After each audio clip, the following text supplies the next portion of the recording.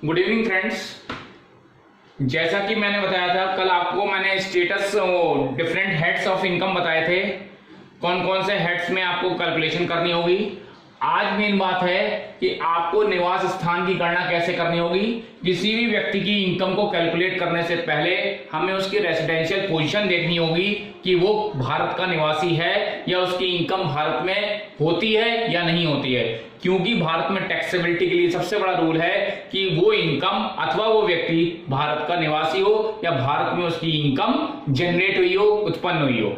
तो उस केस के लिए हमें सबसे पहले उस व्यक्ति की निवास स्थान की गणना करनी होती है, रेसिडेंशियल पोजीशन कैलकुलेट करनी होती है कि प्रीवियस ईयर में कि उसकी निवास स्थान की स्थिति क्या थी, क्या वो भारत में था, क्या वो भारत के बाहर था, भारत में था तो उसकी पोजीशन क्या थी, भारत के बाहर था तो उसकी पोजीशन क्या थी। इसके लिए कुछ स्पेसिफिक रूल्स हैं हर पर्सन के लिए। मैंने आपको 8 पर्सन बताए हैं, उनमें हर किसी के लिए अलग अलग रूल्स होंगे रेसिडेंशियल पोजीशन के।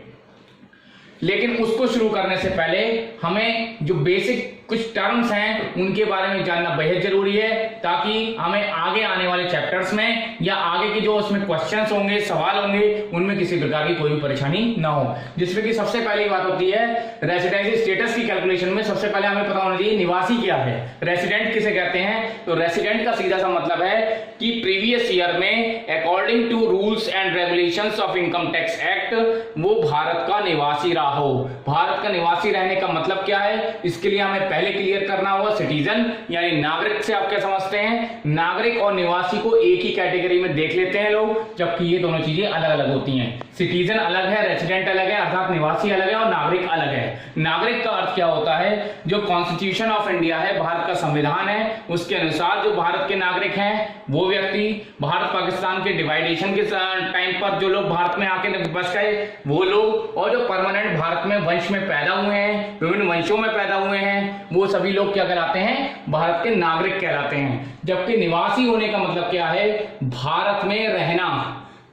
फिर से सुन लीजिए, नागरिक होना और निवासी रहने का मतलब क्या है। निवासी मेनली दिनों के हिसाब से कैलकुलेट होता है, नागरिक उसके वंश के हिसाब से कैलकुलेट होता है। निवासी आपका किसके हिसाब से होगा, दिनों के हिसाब से, प्रीवियस ईयर में दिन कितने थे और प्रीवियस ईयर में दिन कितने थे। और सिटीजन से क्या से निकलेगा कि आपके भारत का वो वंशज है या भारत के वंश में पैदा हुआ व्यक्ति है जिसको भारत की नागरिकता मिली हुई है, चाहे वो जन्म से हो या उसको परमानेंट सेटलमेंट के बाद भारत की सरकार ने उसको दी गई हो। हमें क्या देखना है, हमें नागरिकता नहीं देखनी है, हमें केवल उसकी निवास स्थिति देखनी है। तो चाहे वो फॉरेन का ही व्यक्ति भी ना हो, हमें उसकी नागरिकता से कोई मतलब नहीं है, हमें केवल ये देखना है कि प्रीवियस ईयर में वो कितने दिन भारत में रहा है। तीसरी चीज, place of resident. Place of निवास स्थान कहाँ रहा है, यहाँ पर दो स्थिति हैं। स्टेट से कोई मतलब नहीं है, केवल देश से मतलब है कि वो भारत में रहा है या भारत के बाहर रहा है। आपको प्रीवियस ईयर में जो कैलकुलेशन करनी होगी वो केवल इस बात की कैलकुलेशन करनी होगी कि रेसिडेंट इन इंडिया और नॉट।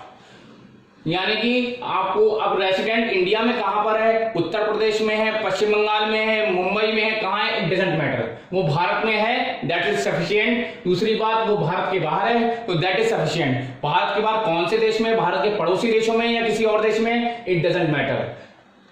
अगली चीज क्या है, इनकम इंडियन और फॉरेन। इनकम के बारे में आपको बता चुका हूं, इनकम कैसे कहते हैं। अब यहां पर हमें क्या देखना होगा कि वो इनकम इंडियन है या फॉरेन है, अर्थात देश में हुई है या विदेश में हुई है। वहां पर दो कंसेप्ट आएंगे आपके, जो नीचे मैंने दिखाए हुए हैं, रिसीव्ड और एक्रूड के।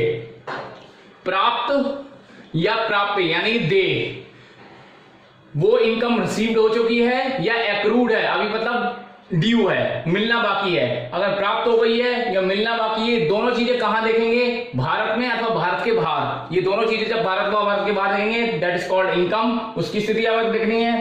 कंडीशंस यानी शर्तें, दोनों टाइप की शर्तें होंगी। भारत में पहले तो उस व्यक्ति की निवास स्थिति देखनी होगी, रेसिडेंशियल पोजीशन देखनी होगी, तो उसके लिए कुछ शर्तें होंगी। इसके बाद उसकी इनकम की कैलकुलेशन करनी होगी, तो उसके लिए भी कुछ शर्तें होंगी।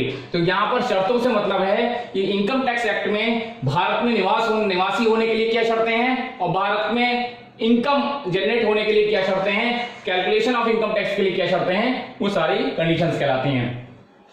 रेसिडेंशियल पोजीशन वही मतलब है कि निवासी स्थिति का है, यानी भारत अथवा भारत के बाहर। यहाँ पर पोजीशन की बात है, यहाँ पर प्लेस की बात है। प्लेस कहाँ है और उसकी पोजीशन कहाँ है। हो सकता है कुछ टाइम वो भारत में रहा हो, कुछ टाइम भारत के बाहर रहा हो, कुछ टाइम पूरे टाइम भारत के बाहर रहा हो, पूरे टाइम भारत में रहा हो, कुछ टाइम भारत के लिए से बाहर परमानेंट भारत में रहा लेकिन कुछ टाइम के लिए भारत से बाहर गया, परमानेंट बाहर रहता है कि कुछ टाइम के लिए भारत में आया, तो उसकी निवासी स्थिति ये आपको कैलकुलेट करनी होगी। यानी कुल मिलाकर आपको हर पर्सन की, इंडिविजुअल से लेकर आर्टिफिशियल जुडिशियल पर्सन तक, सब चीजों में आपको रेसिडेंशियल पोजीशन देखनी है और उसकी पोजीशन ऑफ इनकम देखनी है कि वो किस तरीके का है, और उनके लिए अलग अलग आपको रूल्स दिए गए हैं। यहां पर केवल आज इतना बताना था कि आपको जब आपके सामने बुक होगी तो आपको बेसिक चीजों में ये चीजें आपको समझनी है। अब जब रेसिडेंशियल पोजीशन की बात करेंगे तो सबसे पहले हम इंडिविजुअल की बात करेंगे, इंडिविजुअल के बाद एचयूएफ की बात करेंगे और फिर बाकी पर्संस की बात करेंगे। वो मैं आपको नेक्स्ट वीडियो में आपको बताऊंगा कि इंडिविजुअल की रेसिडेंशियल पोजीशन कैसे होती है, बाकी लोगों की रेसिडेंशियल पोजीशन कैसे होती है और उसके बाद इनकम की कैलकुलेशन कैसे की जाती है। Thank you.